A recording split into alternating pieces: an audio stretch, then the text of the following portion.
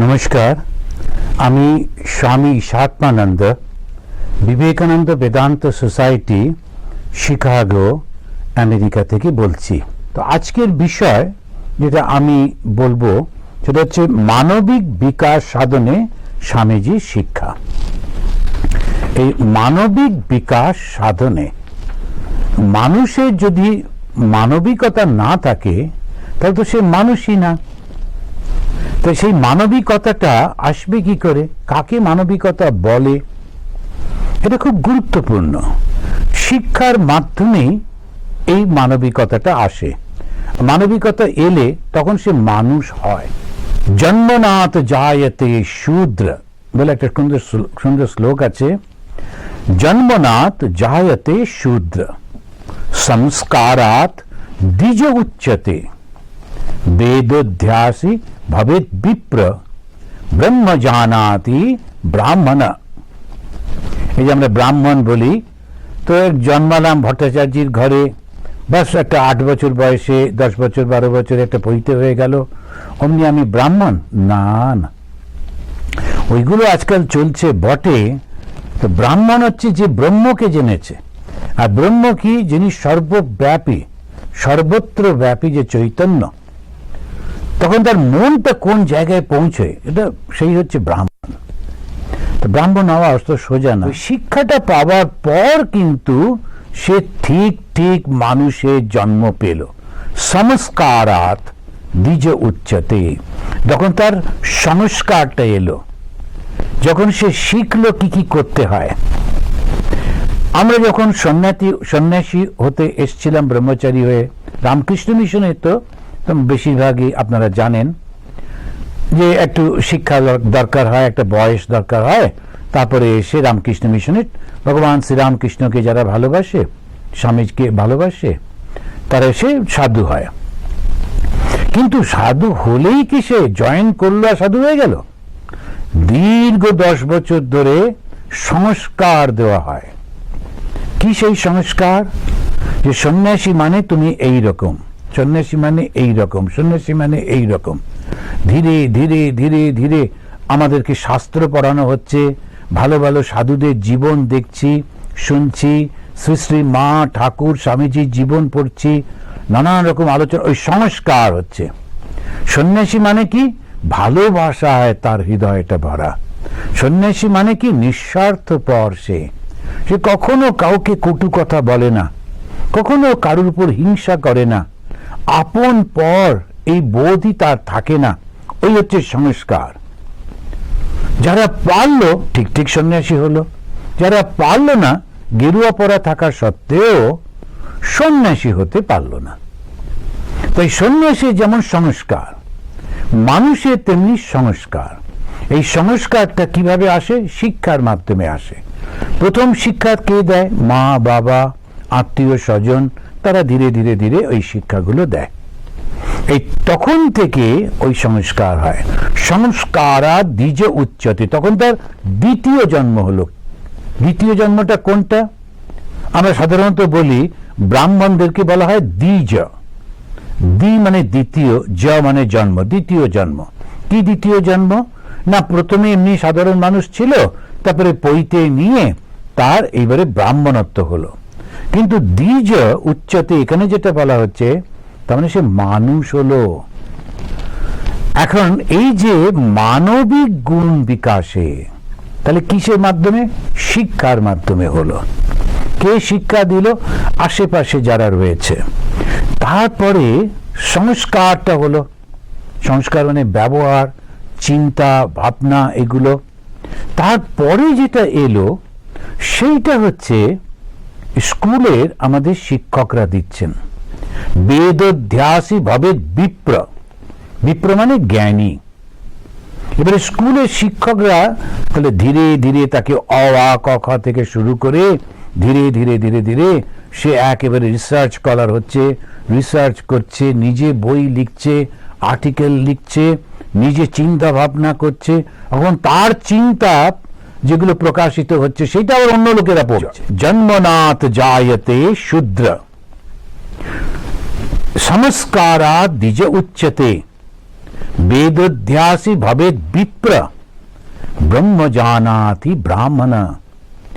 শ্রী শ্রী মা শারদামণি তিনি যখন বাগবাজারে, সেই সময় একজন ডাক্তার তার বাড়িতে এসেছিলেন। তিনি জাতে ব্রাহ্মণ ছিলেন না, জন্মতে ব্রাহ্মণ ছিলেন না, কিন্তু যখন তিনি এসছেন তার সবাইকে দেখে টেকে যখন ফিরে যাবেন, শ্রী শ্রী মা তার বাড়ির ছোটদেরকে বললেন, তোমরা সবাই ওনাকে প্রণাম করো। অন্য মহিলা যারা ছিলেন তারা ভাবলেন মা বোধহয় জানে না।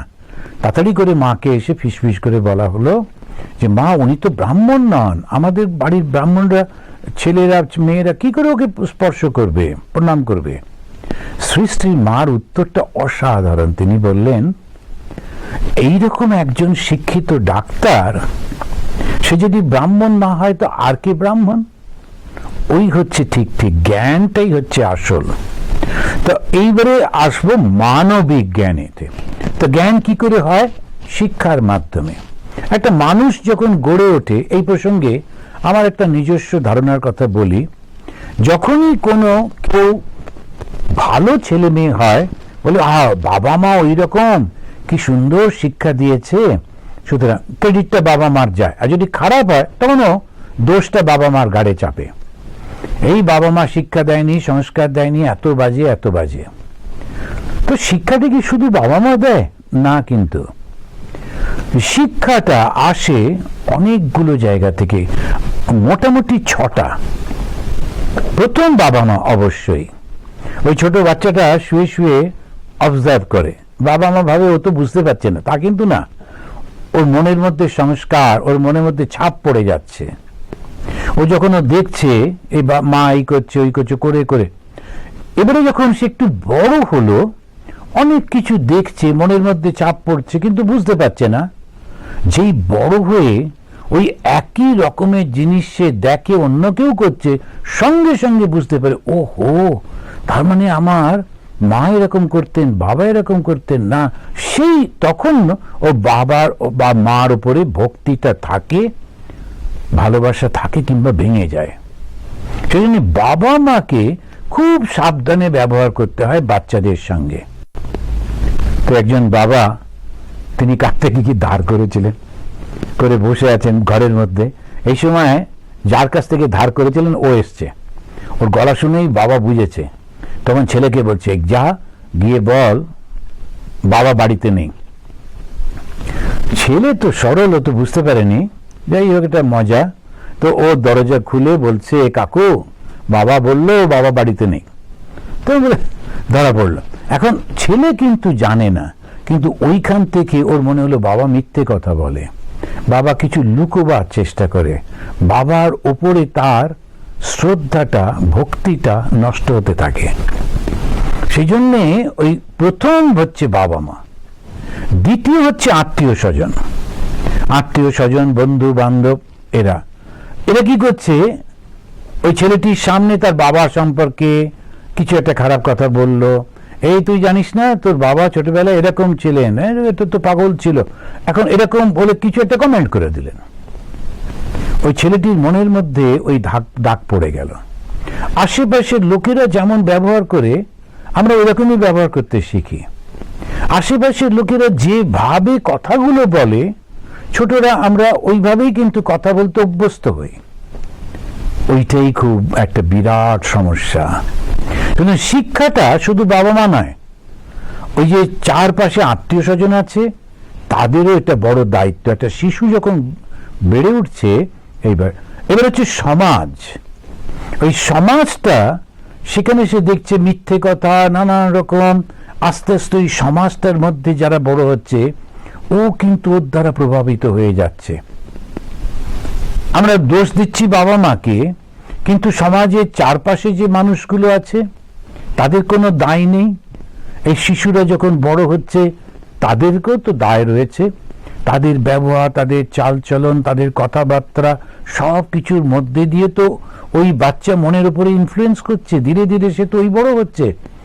সেই জন্যে শিক্ষা, একটা মানুষ যখন গড়ে ওঠে, তখন তার প্রথম তার বাবা মা, দ্বিতীয় তার আত্মীয় স্বজন এবং খুব কাছের লোক যারা, তৃতীয় পাড়া প্রতিবেশী এবং ওই সমাজের লোক।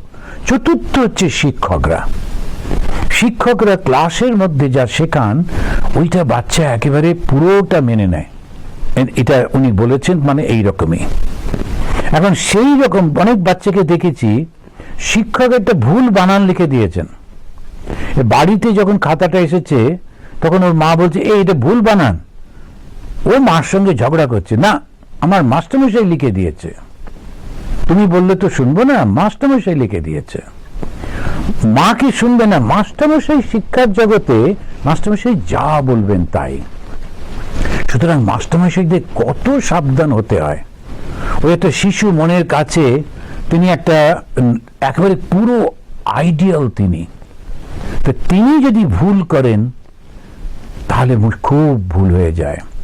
শিক্ষকতা কোনো চাকরি না, শিক্ষকতা একটা মিশন, একটা আদর্শ।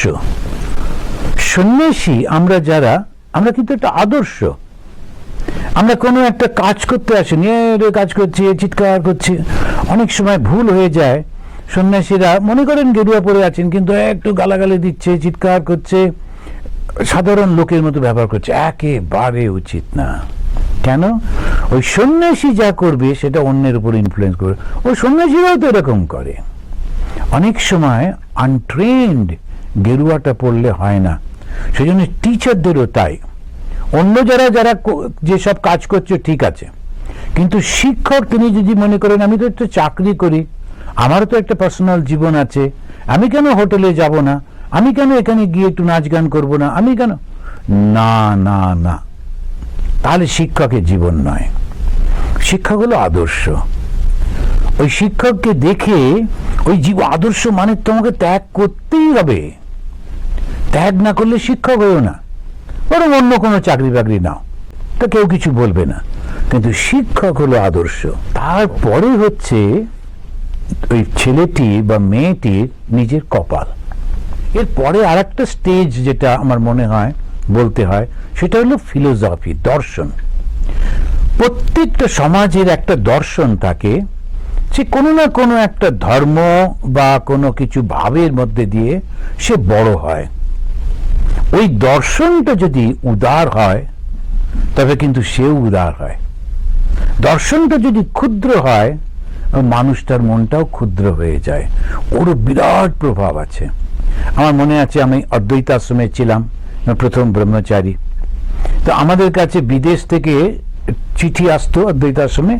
তো তখনকার দিনে লোকেরা খুব টিকিট জমাতো, বিদেশি, আমাদের পাড়ার কতগুলো বাচ্চা ছিল, ওরা সব আসতো, ওই বিদেশি টিকিট জানতো আমাদের কাছে চিঠি আসে, মহারাজ ওই টিকিটটা দিন, টিকিটটা দিন, খুব আমরা জমিয়ে রাখতাম, দিয়ে দিতাম।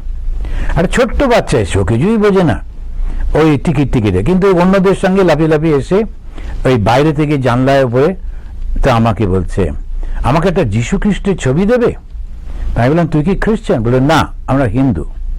তো যীশু খ্রিস্ট নিবি কেন? কৃষ্ণের ছবি নে, কি সুন্দর কৃষ্ণ একবারে বাঁশি বাজাচ্ছে।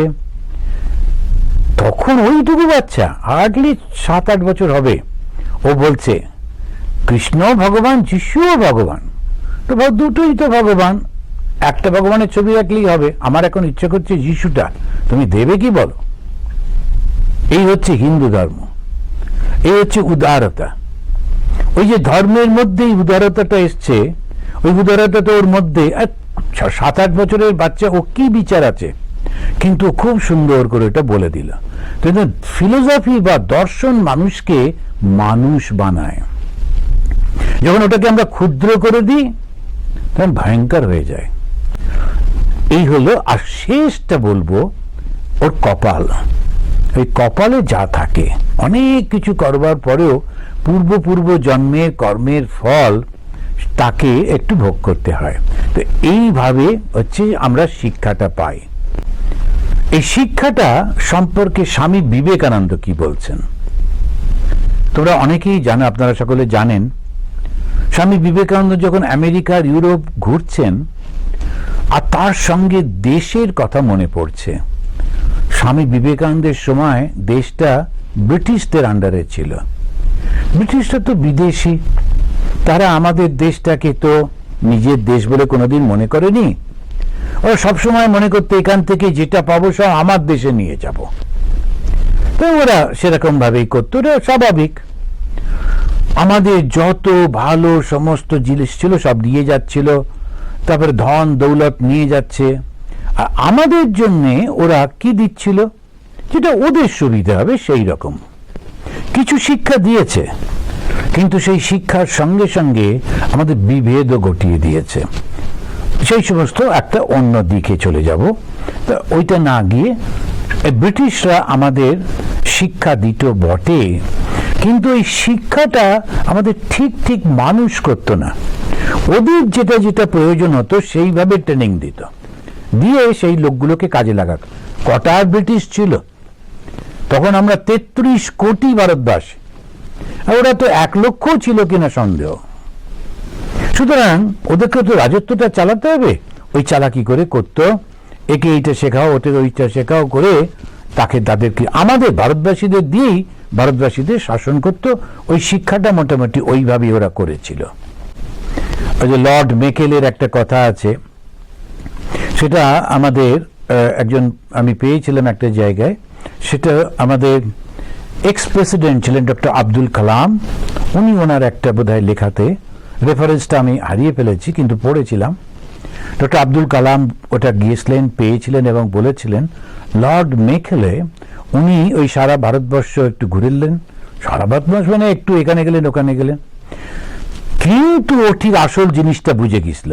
গিয়ে ও যে রিপোর্ট দিয়েছিল তাতেও বলেছিল যে যদি ভারতবর্ষকে কন্ট্রোল করতে হয়, শাসন করতে হয়, তাহলে ভারতবর্ষের সংস্কৃতিটাকে নষ্ট করে দিতে হবে, তা না হলে শাসন করা যাবে না। এটা অত্যন্ত উচ্চ আদর্শের সংস্কৃতি, যে কেমন করে এটাকে আমরা ধ্বংস করব, উনি বলেন শিক্ষার মধ্যে দিয়ে। লর্ড মেকেলে বলেছিলেন। 1835-এ গ্রেট ব্রিটেনের পার্লামেন্টে এই রিপোর্টটা উনি দিয়েছিলেন, ওনার সাজেশন ছিল যে এটাকে নষ্ট করে দাও। 1836 ভগবান শ্রীরামকৃষ্ণের জন্ম হলো এই ভারতবর্ষকে রক্ষা করবার জন্যে, আর ধর্মের মধ্যে দিয়ে রক্ষা করবার জন্যে, এবং তাঁরই শিষ্য, তার সমস্ত গুণগুলো যাকে তিনি দিলেন সে হচ্ছে স্বামী বিবেকানন্দ। সেই বিবেকানন্দ বললেন, সারা আমেরিকা এবং ইউরোপ ঘুরে ঘুরে তিনি দেখলেন এবং নিজেকেই নিজে প্রশ্ন করলেন, এই লোকগুলো এত কিছু পারে, আমরা কেন পারি না? তারপরেই তার উত্তরটা তার নিজেরই মাথায় এলো। তিনি বলছেন শিক্ষা, শিক্ষা, শিক্ষা। এই শিক্ষা হচ্ছে সমস্ত রোগের মহৌষধ। Education, education, education. Education is the panacea of all evils. শিক্ষা, শিক্ষা, শিক্ষা। এই শিক্ষাটা কি? তখন তিনি 3টে, যদি লক্ষ্য করা যায় অনেক রকম ভাবে উনি বলেছেন, কিন্তু বিশেষ 3টে শিক্ষার ডেফিনেশন আমি এখানেতে বলবো এবং আপনারা এটা বিচার করে দেখতে পারেন। তিনি বলছেন, I want that education by which one can stand on his own feet. আমি সেই শিক্ষা চাই যে শিক্ষার মাধ্যমে মানুষ তার নিজের পায়ে দাঁড়াতে পারে। এই হচ্ছে আসল প্রথমটা।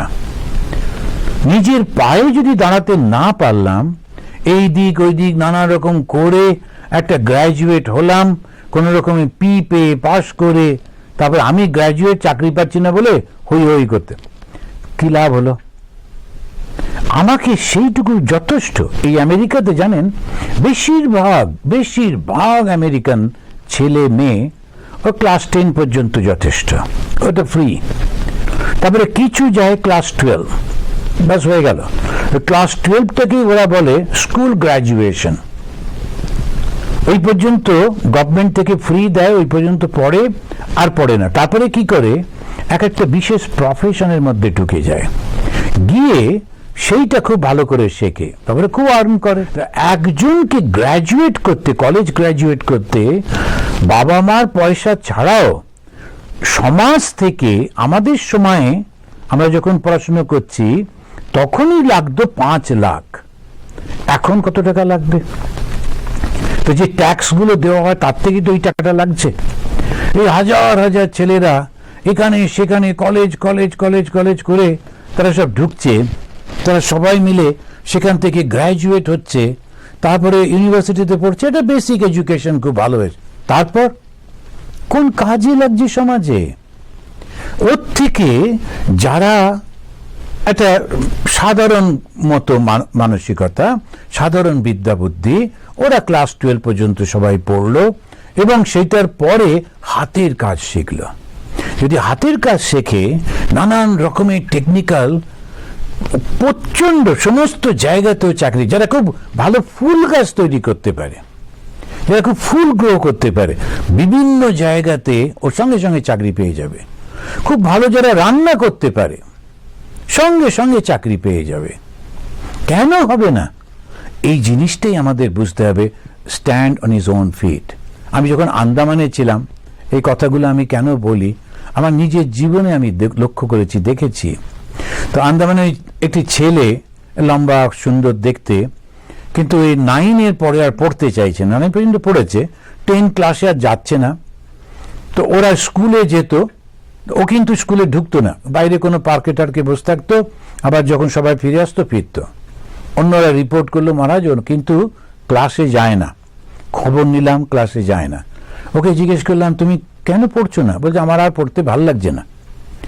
তখন আচ্ছা বেশ, কি ভালো লাগে? বললো রান্না করতে ভালো লাগে। আচ্ছা, তখন আমাদের আশ্রমের কুকের সঙ্গে বললাম দেখো তো ও পারে কিনা। কুক বললো খুব সুন্দর, খুব ইন্টারেস্ট আছে এবং খুব সুন্দর করে সবকিছু করছে। এবারে লাকিলি আমার একজন স্টুডেন্ট ছিলেন আসানসোল আশ্রমে, সে ওখানকার একটা খুব ভালো হোটেলের ম্যানেজার। ওকে বললাম দেখো দেখি ওকে একটু হোটেল ম্যানার্সটা শিখিয়ে দাও, কেমন করে সার্ভ করতে হয়, কেমন করে থালা সাজাতে হয়, এগুলো একটু শিখলে তখন ওর কাজে লাগবে। সেও শেখালো এবং তারপরে এগুলো সব কপাল, ওই যে বললাম। তখন ওখানকার গভর্নর যিনি ছিলেন, লেফটেন্যান্ট গভর্নর, তো আমার সঙ্গে একটু ভাব ছিল। তখন উনি বললেন যে একদিন আপনার ওখানে প্রসাদ পেতে যাব। তখন এই ছেলেটিকে বললাম খুব ভালো করে খাওয়াও। আমরা খুব গরিব ছিলাম যখন আমার সময় আন্দামানটায় মাটিতে বসে খেতে হতো, মেঝেটা একেবারে খারাপ ছিল।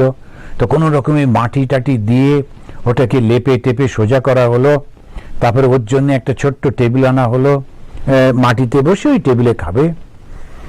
তারপরে ওর মধ্যে এত সুন্দর করে সাজালো থালাটা, বাটি টাটিগুলো করতে গিয়ে সব গ্লাসের মধ্যে এমন করে সে কাগজ দিয়ে করেছে ফুলের মতো, ওই কাগজটা দিয়ে হাত মুছতে হয়, মুখ মুছতে হয়, কিন্তু সুন্দর ফুলের মতো সাজালো, কাঁটা চামচগুলো সুন্দর করে দিল। দুটো দেখে ওই গভর্নর বললেন যে মহারাজ এ তো 5 স্টার হোটেলের ব্যবস্থা করেছেন। আমি বললাম কেননা ও তো 5 স্টার থেকে ট্রেনিং নিয়ে এসছে। বলছে কই দেখি ছেলেটাকে। ডাকা হলো।